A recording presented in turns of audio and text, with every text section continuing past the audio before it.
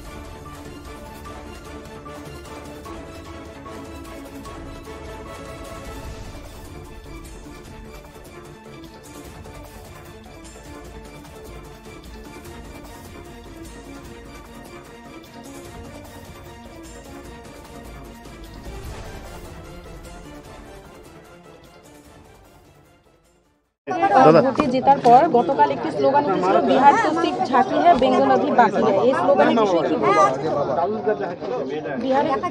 মানুষ কত কি স্লোগান দেয়, আপনিও কালকে হয়তো মনে মনে রাত্রিবেলা স্লোগান দিয়ে ফেলেছেন। तो हम क्या कर सकते हैं? जिसका मन में है स्लोगन दे दिया। अभी पश्चिम बंगाल की जनता के मन में है किसी भी हालत से तृणमूल सरकार का विसर्जन देके रहेगा। जनता ठान लिया, चाहे जो कुछ भी करे, जितना मारपीट करे, कोई फायदा नहीं है। 2026 में ममता बनर्जी का विदाई निश्चित है। अभी जंगल राज बिहार वापस नहीं आएगा और पश्चिम बंगाल से जंगल राज जाएगा। दिल्ली में भाई गया, अभी दीदी भाई बंगाल से जाएगी। কি মনে হচ্ছে এসআইআর হয়েছে বলে স্বচ্ছ ভোট হয়েছে বিহারে? নির্বাচন কমিশনকে অভিনন্দন জানাচ্ছি, তারা তো সুন্দর ভোট করেছে। কোনো প্রাণহানি নেই, কোনো রক্তক্ষয় নেই, কোনো ভাতৃহত্যা নেই, কোনো আগুন নেই, মোটরসাইকেল ভাঙচুর নেই, বাড়ি ভাঙা নেই, জেসিবি মেশিন দিয়ে থান কাপড় বিতরণ নেই, বাইক বাহিনীর তাণ্ডব নেই। এত বড় নির্বাচন হয়ে গেল একটা বিহারের মতো রাজ্যে বিনা রক্তপাতে, এটাই তো গণতন্ত্রের সাফল্য। নমস্কার, শিলিগুড়ি এক্সপ্রেসে আপনাদের সকলকে স্বাগত। আমি ঋতু। শিলিগুড়ি পুর নিগমের 24 নম্বর ওয়ার্ডের হরিজন বস্তিতে আয়োজিত এসআইআর হেল্প ডেস্কে শুক্রবার ভিড় দেখা যায়। স্থানীয় বাসিন্দাদের এসআইআর ফর্ম সংক্রান্ত সমস্যা সমাধানের উদ্দেশ্যে এই হেল্প ডেস্কের আয়োজন করা হয়েছিল। অনুষ্ঠানে উপস্থিত ছিলেন বিজেপি নেতা শ্রমিক ভট্টাচার্য সহ দলের অন্যান্য কর্মকর্তারা। হেল্প ডেস্কে আসা বহু সাধারণ মানুষ তাদের নথি যাচাই, ফর্ম পূরণ এবং সংশ্লিষ্ট সমস্যার সমাধানের জন্য বুথে হাজির হন। শ্রমিক ভট্টাচার্য জানান, সাধারণ মানুষের সুবিধার্থে এই ধরনের হেল্প ডেস্ক অত্যন্ত গুরুত্বপূর্ণ। তিনি আরো বলেন, বিহারে যেভাবে জঙ্গলরাজ আর ফিরবে না, তেমনি বাংলাতেও জঙ্গলরাজের অবসান ঘটবে। তার দাবি, বাংলার মানুষ পরিবর্তনের পক্ষে এবং প্রশাসনিক স্বচ্ছতা চান তিনিও।